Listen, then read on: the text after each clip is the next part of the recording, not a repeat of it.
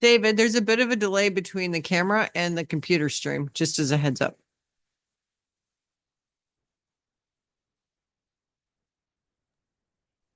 Okay, I'll have a look at that.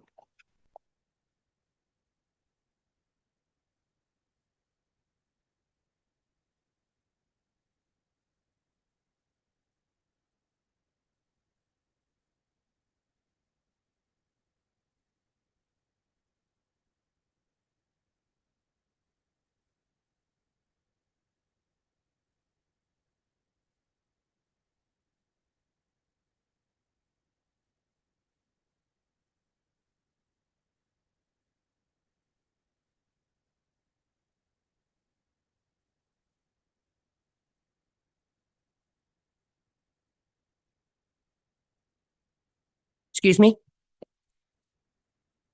Okay, welcome and good morning. My name is Dan Jansen. I'm the chair of the Planning and Development Committee. I'd like to call this meeting to order at 9 a.m. Are there any disclosures of pecuniary interest? Seeing none, we'll move on to agenda item C, public meetings. Today, there are two public meetings regarding proposed development applications in accordance with the Planning Act. I am pleased to advise that this is being broadcast live on the township's YouTube channel, where a recording of this meeting will be available. Due to the ongoing Canada Post deliberations, notice of the meeting was hand-delivered to property owners residing within 120 meters, 400 feet of the subject properties. Additionally, such notices were published on the township's website. Signage was also posted on the subject properties to provide information about the applications. All of this was in conformance with the Planning Act process for a statutory public meeting for a zoning bylaw amendment application. The purpose of the meeting is to inform and provide the public and the Planning and Development Committee with an opportunity to ask questions or express views with respect to the proposals. The format of the public meetings will be as follows. The applicant's agent will generally explain the purpose and effect of the application. Second, the township staff can provide further information and clarify any statements of the applicant and or their agent. Next, the public will be permitted to ask questions and express views on the proposal, and then the public portion of the meeting will be closed. And lastly, members of the committee will be given the opportunity to ask questions for clarification on the proposal and provide comments. At the conclusion of the meetings, the applicant, their agent, and if required, township staff will be given the opportunity to respond to the questions and comments received. No decision will be made today at the public meetings on the proposed zoning bylaw amendment applications. Following this meeting, the information obtained, including questions and comments submitted by members of the public and committee, will assist the township to determine next steps. The township is the approval authority for the proposed zoning bylaw amendments, for which this committee may recommend the bylaws be considered by council or ask for additional information prior to council's consideration. If in the future township council decides in favor of the applications by adopting recommendations from this committee, members of the public who have provided oral or written submissions but disagree with the decisions may be entitled to appeal the decision to the Ontario Land Tribunal under the Planning Act. Individuals attending the public meetings in person or by YouTube, Zoom, or telephone may email or call the township's planning department to submit contact information to receive notice of the decision on the applications. Public meeting for 68 Coldwater Road zoning bylaw amendment application. The applicant's presentation.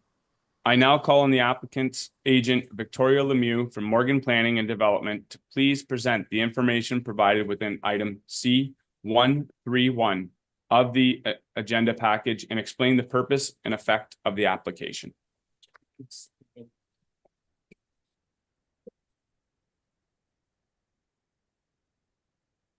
morning. My name is Jonathan Pock on behalf of Victoria Lemieux, Senior Planner at Morgan Planning and Development, here on behalf of our client, owner of the subject property this morning.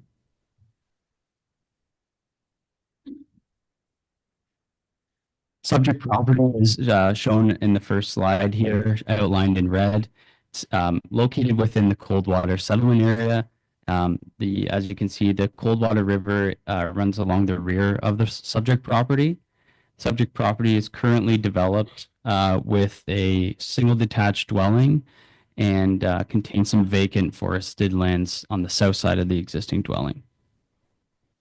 The subject property has a lot area of 0.8 hectares in size, has approximately 66 meters of frontage onto Coldwater Road, and as mentioned, it is currently developed with a single detached dwelling serviced.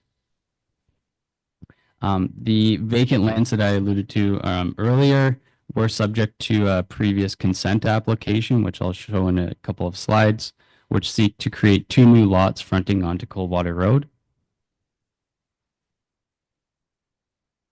This is just an aerial image detailing the location of the existing single detached dwelling in the forested lands.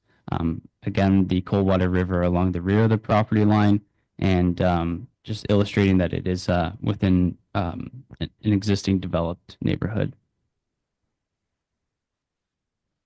This is a sketch of the provisionally approved application by the Township's Committee of Adjustment. The 2 severed lots are shown in the 2 yellow hatched areas.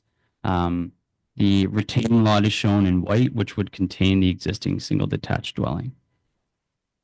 Both of the severed and retained lots comply with the minimum lot area and lot frontages it's kind of hard to see, but in the yellow zoning compliance table through the zoning and bylaw amendment before committee this morning is a reduced interior side yard setback. And the intent of that would to provide a larger developable envelope within those 2 proposed severed lots. So as mentioned, the zoning bylaw amendment before committee this morning is to satisfy a condition of consent that was incorporated as a provisionally approved consent application to create those 2 new lots. The rezoning application would zone the 2 severed lots, not the retained lot, to a downtown commercial exception zone. The exception would apply to that reduced interior side yard setback. The current zoning is residential 1. The proposed zoning bylaw amendment to a downtown commercial zone has been sought due to the official plan designation being in the settlement employment area designation. And through conversations with township staff, we understand that the proposed zoning on those 2 lots would bring it into conformity with the official plan and the permitted uses. One item to note is that we did receive some public comments regarding the types of uses on those that would be permitted on those lots. Through the zoning, a scoped permitted uses is being sought and reduced from those lots. I do have them handy if there are questions, and I can speak to the removal of those uses. But the intent would be to that any future development of those lots would be implemented, and land use compatibility would be ensured through the site plan control process as part of any future development on those lots.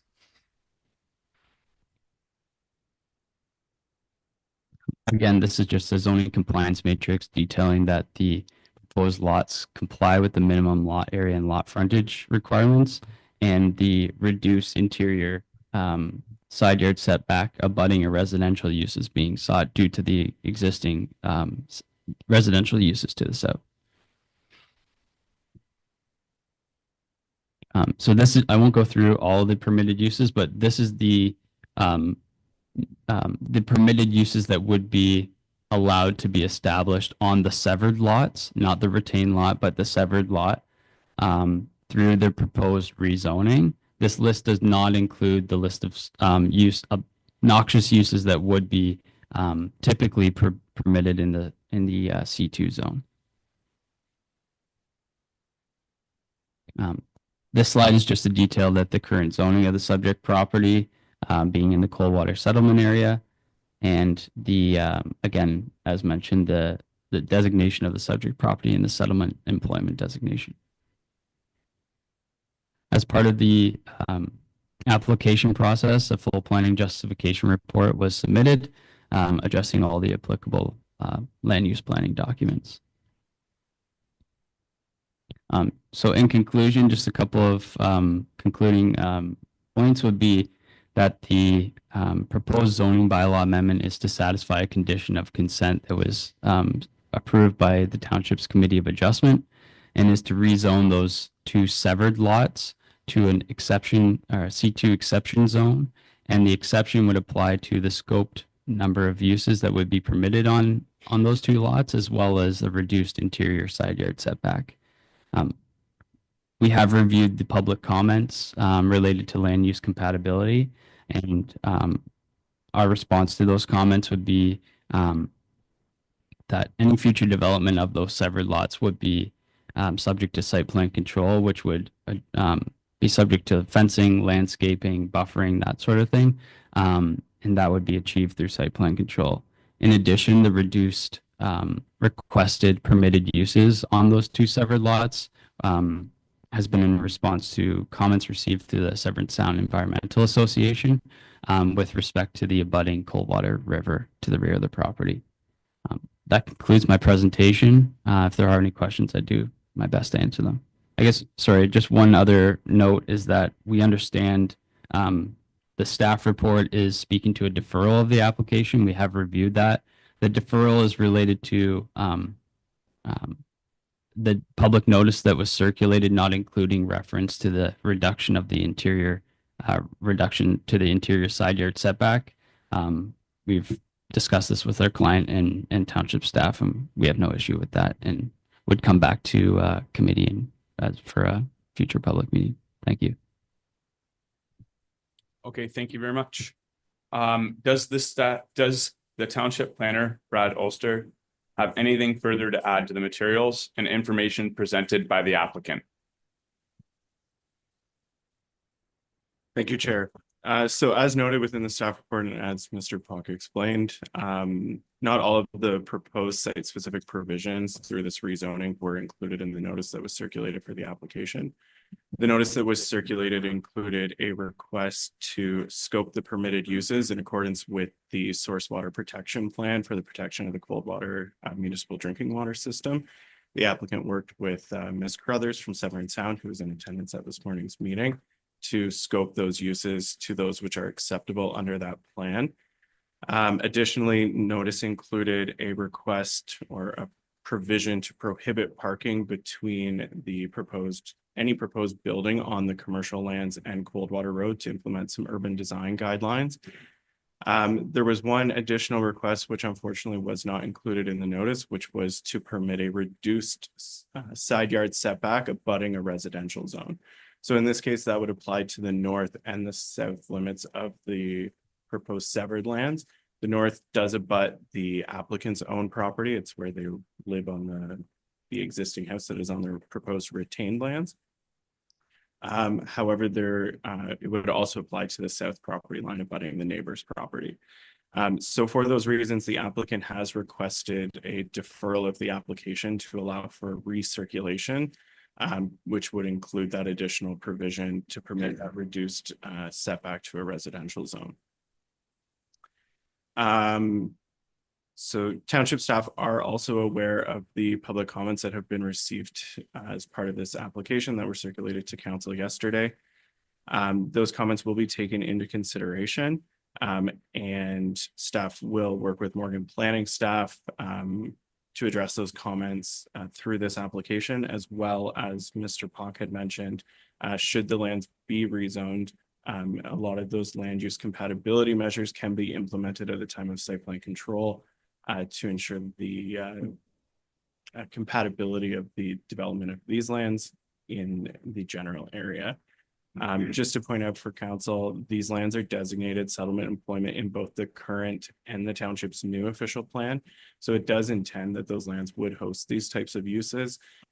Obviously, those scoped uses in accordance with source water protection policies and to ensure land use compatibility. That's all I have for the committee. If there's any questions, though, happy to answer. Thank you. Okay, thank you. We'll move on to the public questions and comments. Any persons present in person on Zoom or the telephone who have either questions or comments on the application will now be invited to speak. Township staff will call upon each registered participant For those in remote attendance, unmute yourself when called upon and turn on your camera if you wish. All will be required to give your full name and address for the minutes.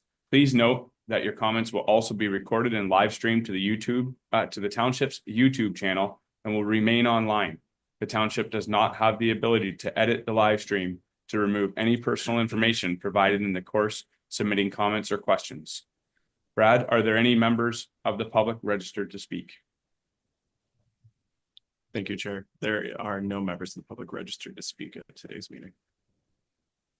If there are any members of the public who did not get called or would like to speak, please unmute yourself now. Or for those in person, please approach the microphone and give your name and address for the minutes.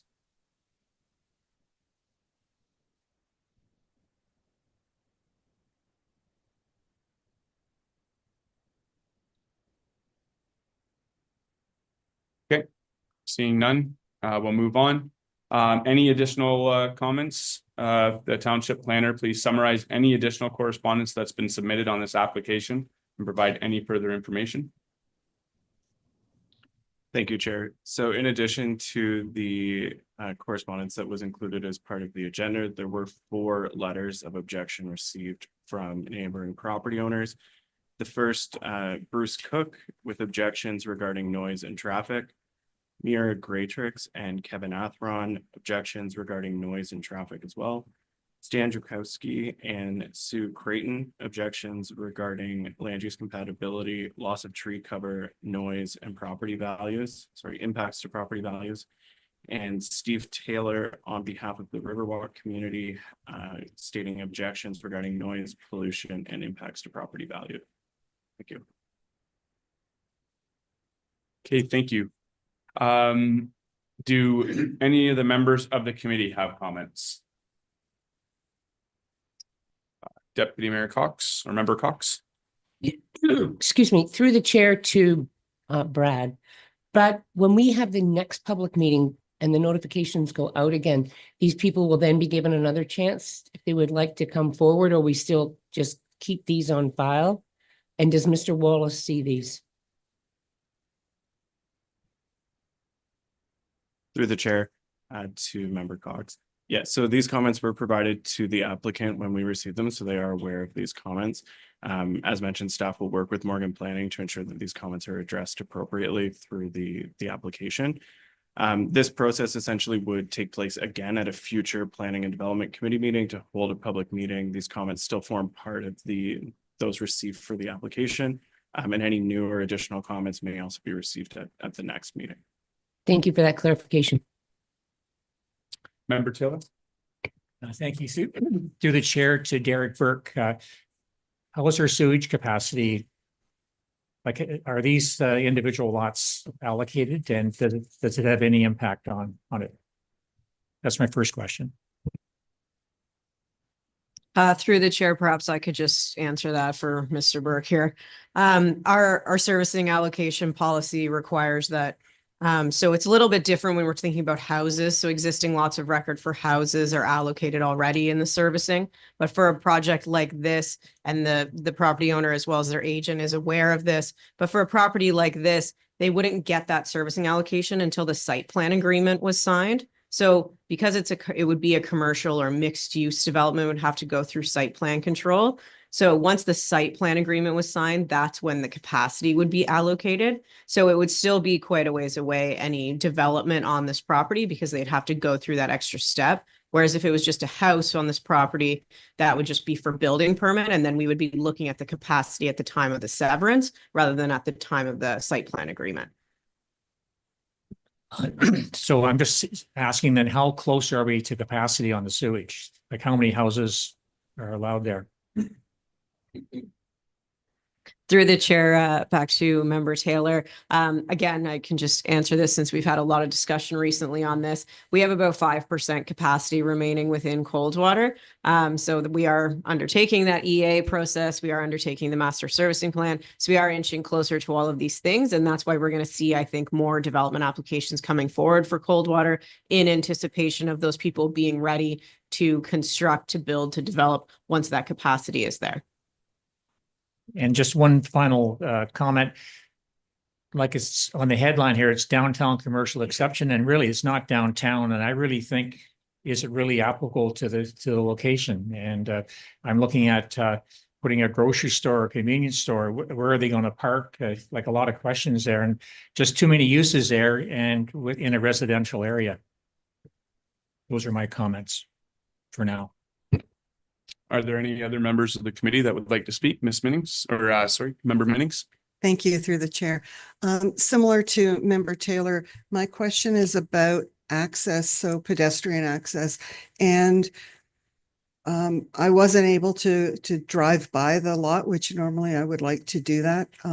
But I can't see, because it's a zoomed in image in the presentation, the proximity to, let's say, a sidewalk in the downtown area. And is that something that we'd be looking at in the future, so that if it was a bakery or one of the optional uses that was in the presentation, would it extend the shopping, the natural shopping for the downtown area of Coldwater? And is that something that we'd be looking at in the future?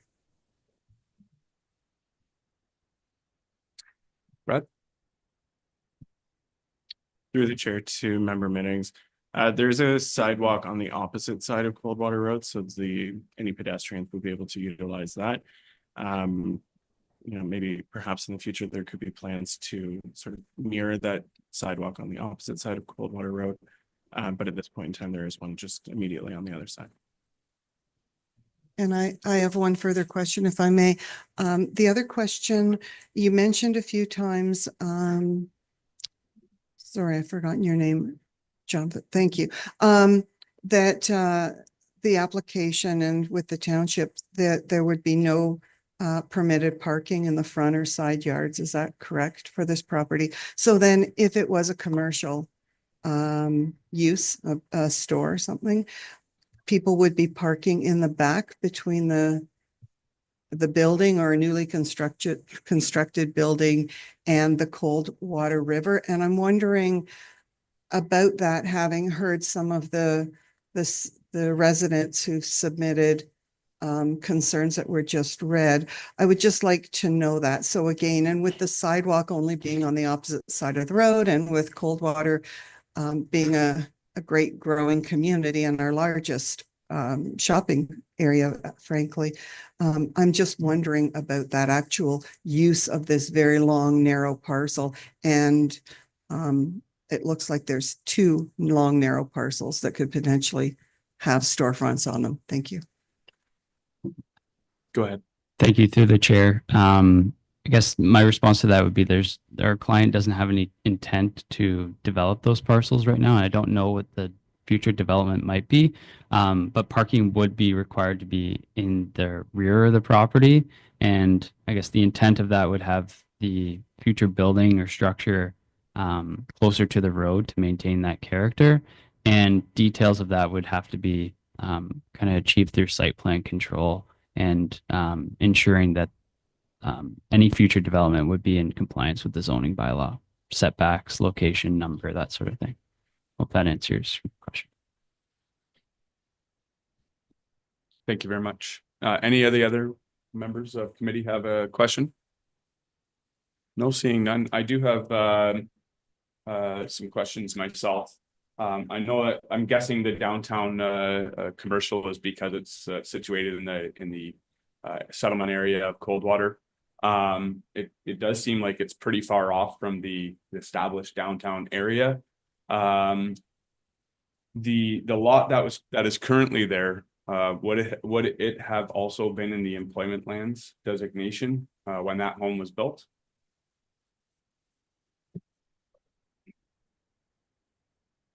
To you, Mr. Chair. Yeah, so the existing property in its entirety is within the settlement employment designation. The lands were zoned R1, so that's why this rezoning is before you today. The applicant took advantage of those zoning permissions through a building permit application to construct the house. So just unfortunately, the zoning, sort of predated and was there to allow for the construction of the dwelling. But now that they're proposing development in terms of lot creation, through the Planning Act, that's where this requirement for conformity with the official plan comes in. And I think Ms. Mandeville has a couple comments to add on that. Thank you. Okay, go ahead.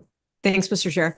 So I just wanted to, for council's consideration, take a step back here. So the township's official plan is supposed to be forecasting what should be there in the future. So sometimes the zoning doesn't line up with the official plan because of that. So then when a development application comes forward, and I mean development in terms of the land use planning policies, so that would be a Planning Act application, not a building permit, then that's when we have to look at the official plan designation. So historically, and again, in our current new official plan, the new proposed official plan, this entire stretch of Coldwater Road, essentially from the new road, Brandon, I think it is at the Foodland there, all the way to the main intersection, I guess we'll call it downtown, and then also on one side of Sturgeon Bay Road leading out to the highway, that was all established as kind of a downtown area.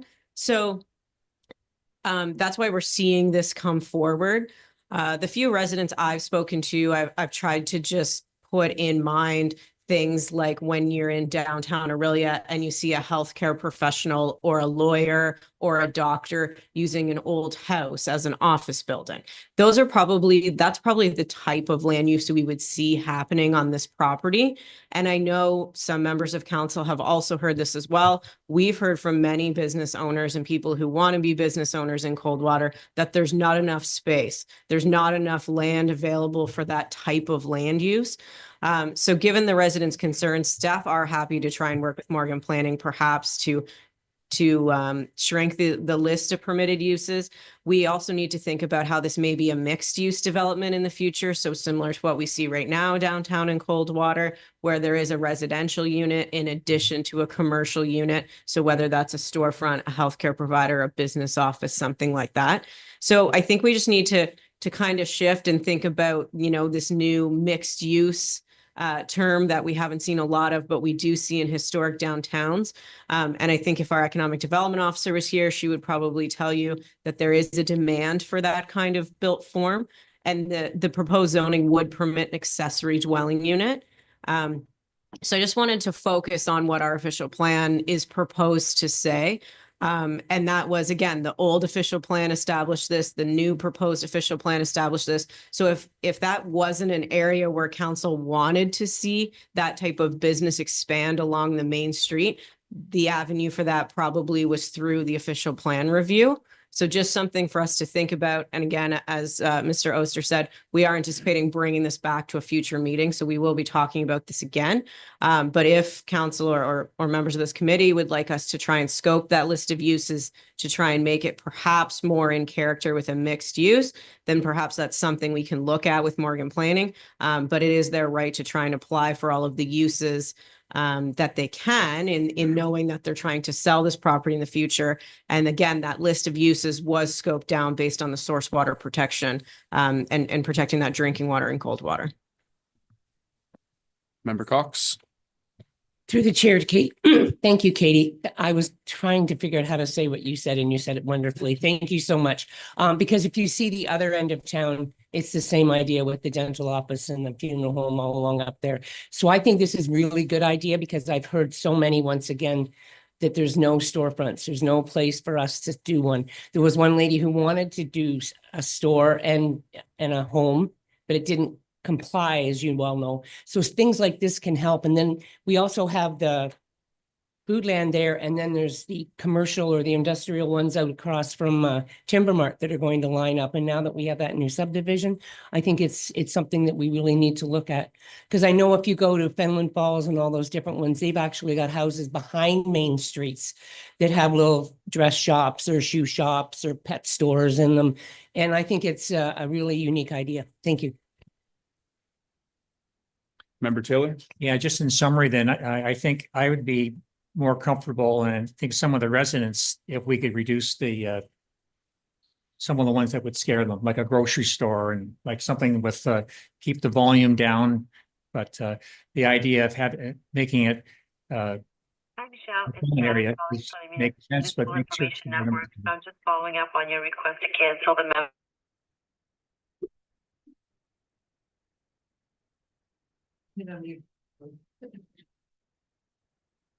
Member Taylor, do you have some more? If that's, I think Katie's told us that and the deputy mayor, but I think that would calm a lot of people down if we can just sort of summarize the scope of the project here. And I know it's easy to say, well, nothing's planned right now, but once you put these uses in, they've opened it up. Just my thoughts. Ms. Mandeville? Thank you, Mr. Chair. I just wanted to comment on Member Taylor. I think we have to keep in mind the scale of these properties. They are relatively small. I mean, they're not small for us in terms of land use planning because they're fully serviced, so you don't have to, allow for a septic or well location. But a grocery store is an interesting one because that's a good point. So if I think about small towns, lots of small towns have kind of a health food store or a specialty grocery store. And so I think actually removing grocery store would be one we don't want to remove because we do get a lot of inquiries about health food stores, about people who want to make like prepared foods that are frozen or fridge meals that you then take home. So that's actually going to fall within that grocery store definition. So because of the size of the property, you're not going to see some large scale grocery store here, but you might see some kind of specialized health food store, ready to go meals, a cheese store, a deli, things like that would still fit into that broader grocery store term.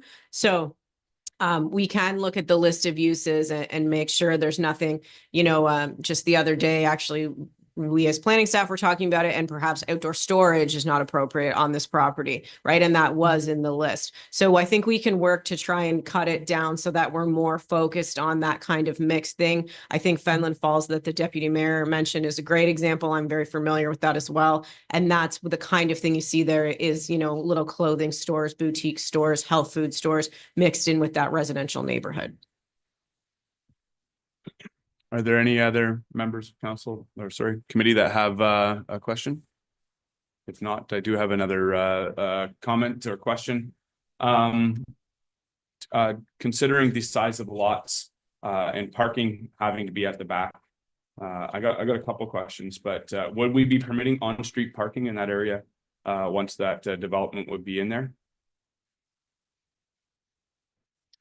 To the chair's comments there. So the reason, just to take a step back again, the reason to permit or to limit the parking in the back is because you want to try and create, similar to the downtown, that pedestrian or active transportation friendly situation, and parking, between the street and the business isn't really conducive to that, right? It makes for an unsafe situation crossing the parking lot. But we do permit on-street parking on Coldwater Road now. And then, of course, like anything else, if it got to be a problem, if there was a lot of complaints, then we would review that situation. But right now, on-street parking is permitted in that area. Okay, thank you. And then you kind of touched on my next question, which is the design.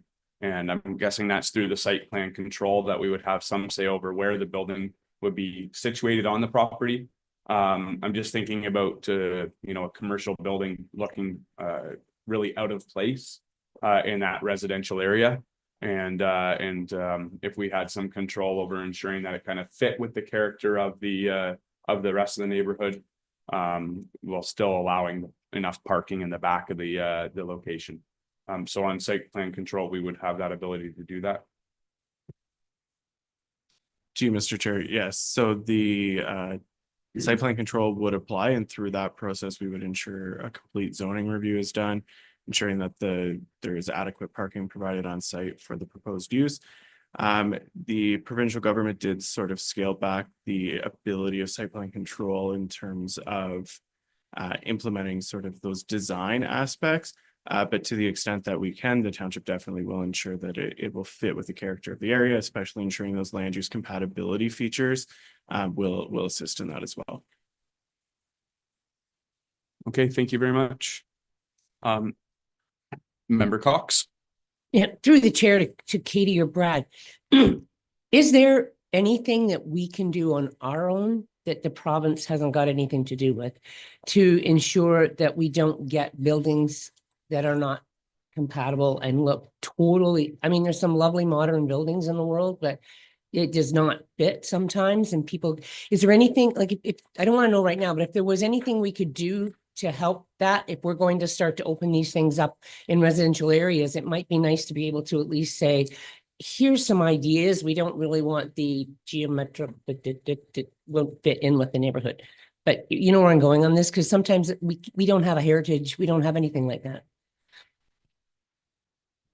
Through the chair to member Cox, yes, staff will definitely take that into consideration, and through the next circulation at the public meeting, those are things that we'll definitely look at. Okay, thank you very much, member Minnings. Thank you through the chair and to the planning team. The discussion makes me think about the vision and the future of Coldwater and all the opportunities that are out there as an economic development zone, I guess, or neighborhood, really community. And when we talk about other small towns that were mentioned here, I love that kind of vision. So again, maybe it's not for this discussion, but it makes me think whether or not there's an opportunity for us to have a bit of a vision that we can work to, rather than individual properties coming forward, that gives not just council, but the community an opportunity to see what maybe it might look like in 10 or 20 years. Very similar to what we do with our roads, our master transportation plan, our rec plan, etc. There's all these visionary things. And with Coldwater being so beautiful and the residences going up there, the great shopping, is there an opportunity to have something targeted to this one community that we have that's really quite beautiful? Ms. Woodrow. Thank you, Mr. Chair. Through you to member Minnings. Certainly that's the goal of our overall official plan, but point taken in terms of your point, focusing in on Coldwater specifically. So we can certainly look at that through community improvement plans, that sort of thing.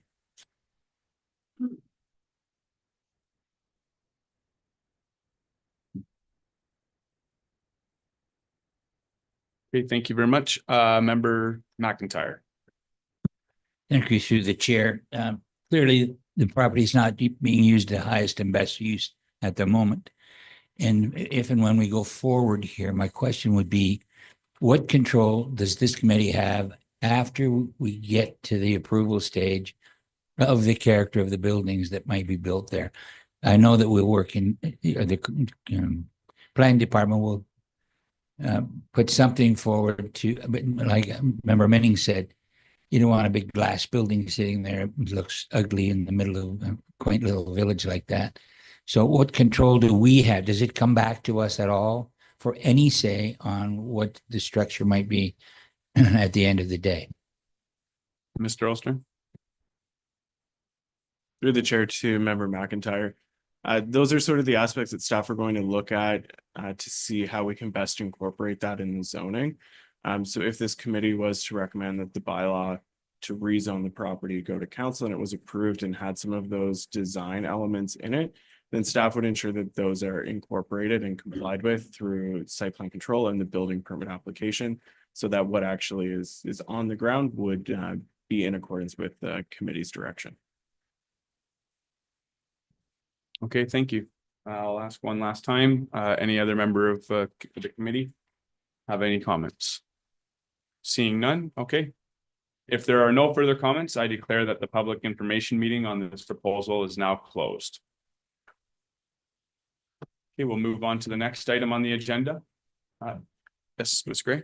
Thank you. I just need a motion to close the public meeting. So it reads that planning report number P24-042 dated December 11th, 2024, with respect to zoning bylaw amendment application file number Z2411 for the subject lands located at 68 Coldwater Road be received, and further that the application be deferred to a future planning and development committee meeting at the applicant's request. Okay, we have a motion. Do we have a mover and seconder? Okay, member Brennan and member Cox, all in favor? Passed.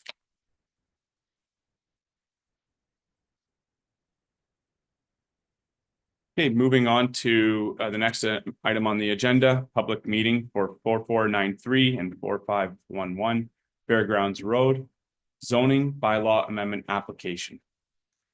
I now call on the applicant's agent, Jonathan Polk, from Morgan Planning and Development to please present the information provided with item C231 of the agenda package and explain the purpose and effect of the application.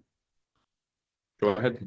Thank you, Chair. Again, my name is Jonathan Pock, Senior Planner, Morgan Planning and Development, here on behalf of our client, the owner of the two subject properties, 4493 and 4511 Fairgrounds Road. On the first slide just shows the location of the subject properties. In general, on the east side of Fairgrounds Road, in proximity to Otis Park and Highway 12 to the south. The subject properties, as mentioned, are located on the east side of Fairgrounds Road. A boundary adjustment was provisionally approved by Township's Committee of Adjustment. I have a slide illustrating the provisionally approved consent application. The boundary adjustment, in summary, was to consolidate more of the agricultural land onto one parcel, as well as recognize kind of the area of one of the dwellings. This is the just an aerial image of the two subject properties. I'd just like to draw your attention that they're generally two equally lots currently, indicated by the yellow lines, both developed with an existing single detached dwelling, which are serviced by an existing septic and well. And just wanted to draw your attention to the forested lands and also the tillable agricultural lands on site. This is a image just indicating the provisionally approved consent application. In blue is the larger retain lots, so effectively increasing the size of the agricultural lands. And through the proposed zoning bylaw amendment before committee this morning is to prohibit any residential uses as part of that, so it would remain in agricultural production.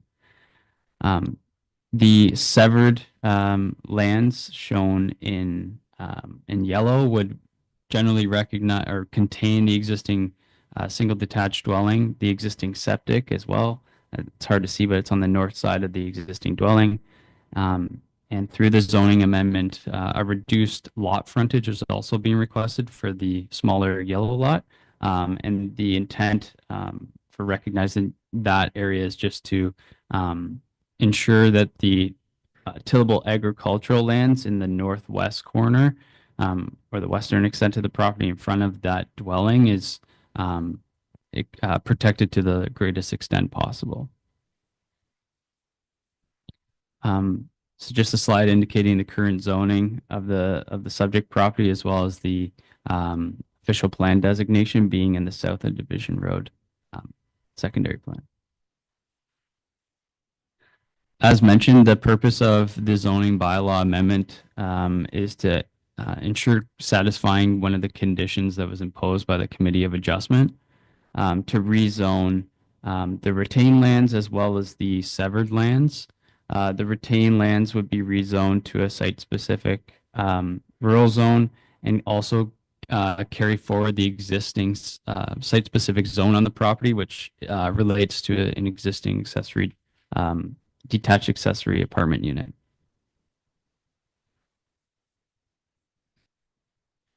So this is just an image of the proposed zoning bylaw amendment schedule.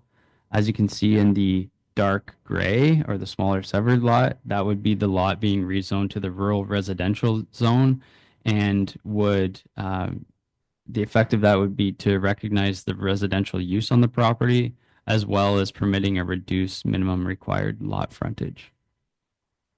The cross hatching on the larger lot applies to generally the farmlands, and the smaller cross hatching applies to the area of the existing single detached dwelling and the accessory apartment unit. And those two lots would be, or two cross hatchings would be rezoned to that rural exception zone. As submitted in our planning application was a planning justification report addressing the applicable planning policies. So in summary, the proposed zoning bylaw amendment application is to satisfy a condition of consent that was imposed by the Committee of Adjustment to rezone both the severed and retained lots, recognizing the agricultural use of the larger benefiting lands of the farmland, as well as recognizing the rural residential use of the smaller severed lot. That concludes my presentation. If there are any questions, be happy to answer them. Thank you. Okay, thank you. Does the township planner, Emily Hill, have anything further to add to the materials and information presented by the applicant? Thank you, Chair. Good morning. Thanks to Mr. Pock for his presentation. I just have a couple of notes to add. Otherwise, Mr. Pock did a great job summarizing the application. As Mr. Pock has indicated, the application is for a lot boundary adjustment. So as a result, no new lot would be created as a result of the provisionally approved consent. The zoning bylaw amendment is largely to recognize the resultant lot area of the retained lands, being the rural residential piece and the reduced frontage. Ultimately, the goal is to consolidate the farmland and wood lot. The reduced frontage, as indicated by Mr. Pock, is intended to result in the maximum protection of farmland as is possible. Further, the proposed zoning of the benefiting land seeks to carry forward the existing site-specific zoning, as well as consolidate the zoning into a single zone on the property. As both lots are already developed with a single detached dwelling and no new lot would be created, there is no further development potential resulting from this application, nor from the provisionally approved consent. As indicated, the application conforms with the provincial policies as well as the township policies for development on agricultural lands. This is a lot boundary adjustment. So again, no increased development potential, just the consolidation of farmlands. Thank you. Okay, thank you very much. We'll move on to public questions and comments. Any person present in person on Zoom or the telephone who have either questions or comments on the application will now be invited to speak. Township staff will call upon each registered participant. For those in remote attendance, unmute yourself when called upon and turn on your camera if you wish. All will be required to give your full name and address for the minutes. Please note that your comments will also be recorded and live streamed to the Township's YouTube channel and will remain online. The Township does not have the ability to edit the live stream to remove any personal information provided in the course, submitting comments or questions. Brad, are there any members of the public registered to speak? Ms. Hill? Thank you, Mr. Chair. There was no members of the public registered to speak for this application as of this morning. Okay, if there are any members of the public that would like to speak, please unmute yourself now. Or if there are anybody in person, I don't see anybody here, please approach the microphone. You will have to give your name and address for the minutes.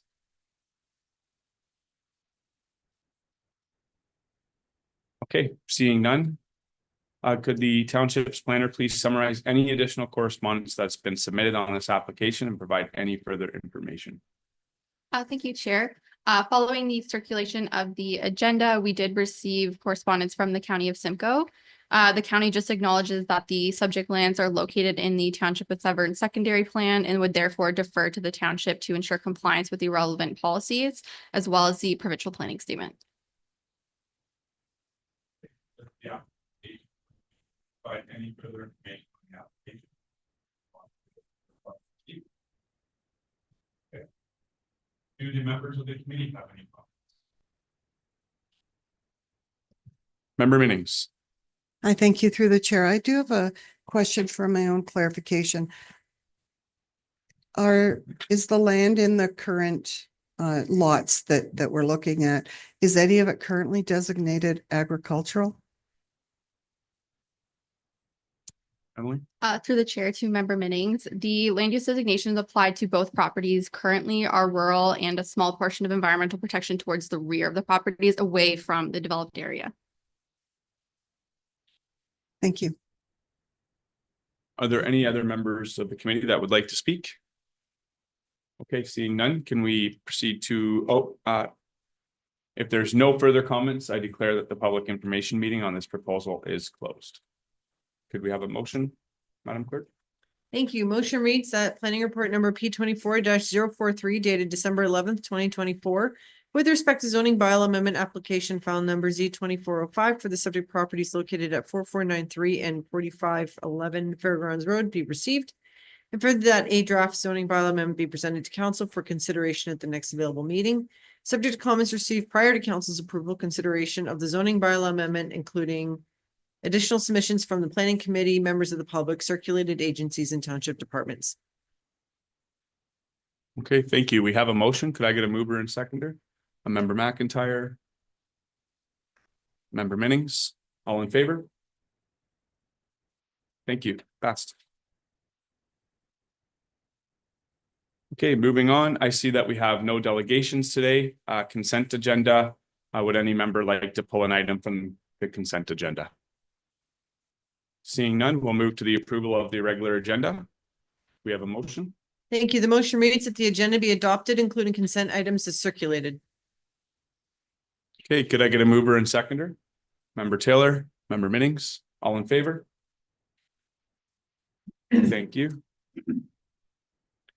Okay, moving on to reports from officials. G.1 planning report P24044 Coldwater Seniors Apartments, 11 Mill Street zoning.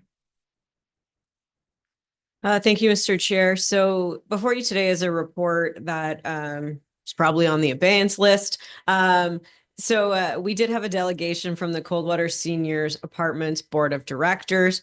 Essentially, they laid out their future plans and proposed to the township at their partnership with the county of Simcoe to expand their facility. So during discussions with the county and the board here of this not-for-profit, we did speak about how it has a split zoning on it. So a portion of the property is zoned RM2, a portion of the property is zoned R1, and that is a historical zoning on the property. So even in the former Village of Coldwater zoning bylaw, which was in place before our comprehensive current bylaw in 2010.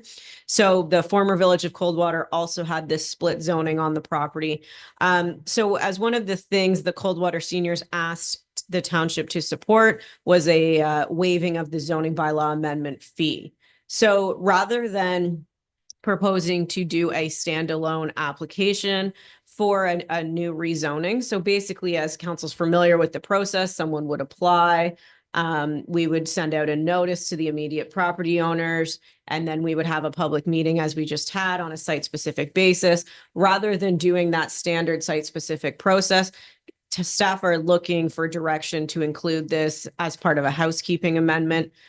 So for those members who may be newer on council, we used to do a housekeeping amendment once every year or every 2 years just to kind of clean up issues we found in the bylaw. So before 2010, the township had all the bylaws from the former municipalities. In 2010, they did do a great job of combining them all and creating one bylaw. But obviously with that, there came some issues, and we're always looking to provide clarification on those. So we actually do have a report coming next week to special counsel to get into more about what a housekeeping amendment is, because we've also had some other requests for consideration through a housekeeping amendment. So perhaps we can just narrow this part of the discussion to 11 Mill Street and whether council would like to proceed with them doing a site specific, or if we should look at this as part of the housekeeping amendment. Okay, thank you. Are there any members? Okay, Member Cox. Yeah, through the chair to Katie, I'm all for the housekeeping amendment. Let's keep it simple and reasonably cost, and we know we have other ones that are coming forward. So I'm fine for the housekeeping amendment part of it. The other one, the other part, I'm also fine with your decision that we regarding the township permit fees, leave that for when it comes up closer, because it may not even be in our term of council. So it would be another council that would make that decision. Thank you. Member Minnings, did you have a comment? Yeah, no, I would also support that. Thank you. Sorry, Ms. Manow. Sorry, Mr. Chair, I just forgot to mention one thing. I just wanted to highlight that as through the housekeeping process, the direct neighbors would not receive individual circulations. So I just wanted to point that out, especially to the area councillor and the mayor and the deputy mayor. I have had conversations with one of the adjacent property owners who is not thrilled that this expansion may be coming. So I just wanted to highlight that if we do fix the zoning, they will not get an individual circulation as they normally would. However, with a housekeeping amendment, we do post to social media, on our website, all of that kind of stuff. We still have to give notice. It's just not an individual mail out to the adjacent property owners. Member Minnings? Thank you for that clarification, and through the chair, in follow-up, since you've had one conversation with an existing resident, would you be reaching out to them once it's posted on the website to let them know as a courtesy?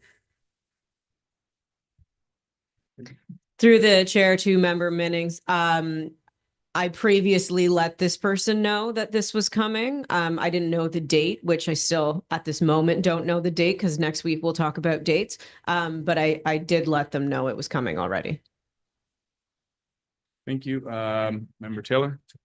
Yeah, just through the chair, I certainly support the housekeeping amendment. I think it's great that staff came up with that idea.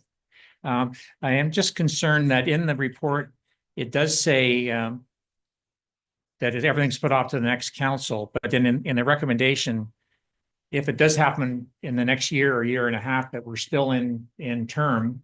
So I don't want to get our hands tied that we can't do anything this term, but if things do change, I just want to make sure, but that's what I'm assuming that the motion's going to say, what the recommendation is, that I can live with that. Thank you. Okay, thank you, Member Burkett. Thank you through the chair to Katie, and thank you. I'm fully supportive of this as well. But in your report next week, the things that there are a lot of things that need to come back regarding this when we do what we need to do.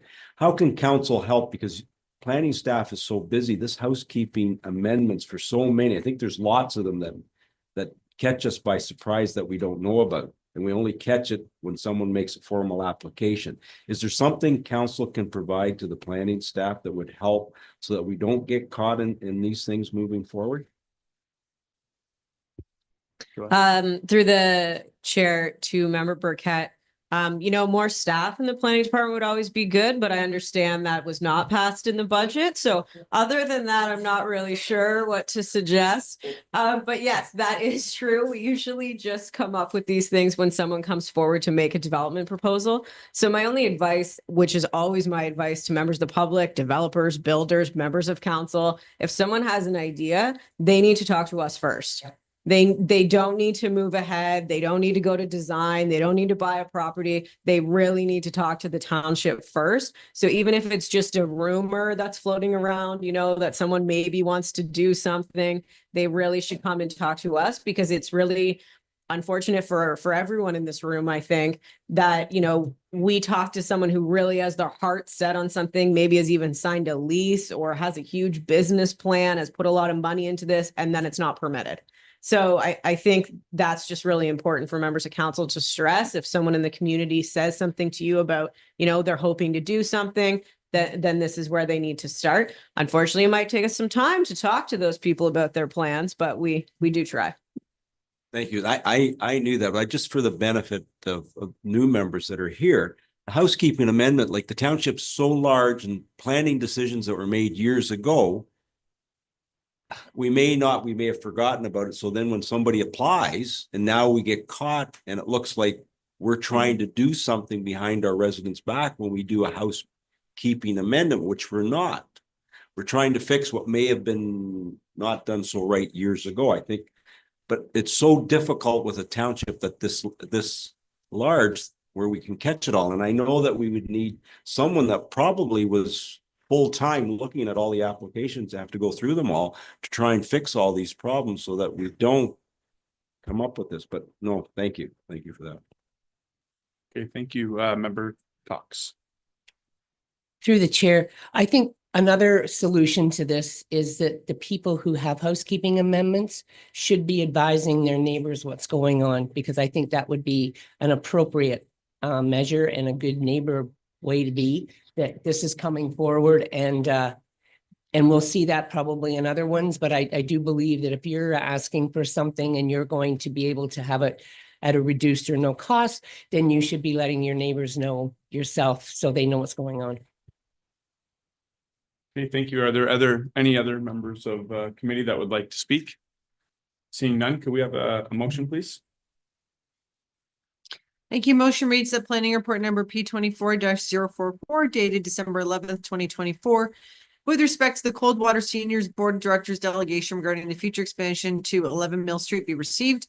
And further, that planning staff bring forward a consolidation of the RM2 zoning for 11 Mill Street as part of a future housekeeping zoning bylaw amendment.